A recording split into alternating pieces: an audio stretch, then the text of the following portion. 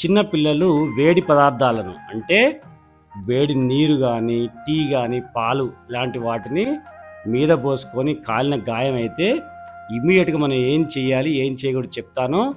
మనం చేయాల్సిన పనులు ఫస్ట్ కాలిన గాయాన్ని నార్మల్ ట్యాప్ వాటర్ కింద 20 మినిట్స్ వాష్ చేయండి. ఇది చాలా ఇంపార్టెంట్. తర్వాత టైట్‌గా ఉన్న బట్టలు రిమూవ్ చేయండి. ఏదైనా ఆర్నమెంట్స్ అంటే గాజులు గానీ, రింగ్ గానీ ఉంటే తీసేసేయండి.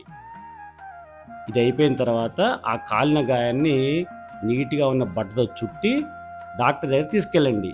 ఈ టైంలో పిల్లలకి నొప్పి రాకుండా పారాసిటమాల్ సిరప్ ఎయండి. మనం అస్సలు చేయకూడని పనులు ఎట్టి పరిస్థితుల్లో ఐస్ మాత్రం పెట్టొద్దు. ఇబ్బంది పెరుగుతుందింకా. చాలామంది కాలిన గాయానికి టూత్ పేస్టు, పసుపు, లేపోతే వెన్న, కాఫీ పౌడర్, టీ పౌడర్ లాంటివి ఏస్తుంటారు. ఇలాంటివి అస్సలు చేయకూడదు. కాలిన గాయం దగ్గర వచ్చిన బొబ్బల్ని పగలగొట్టకూడదు.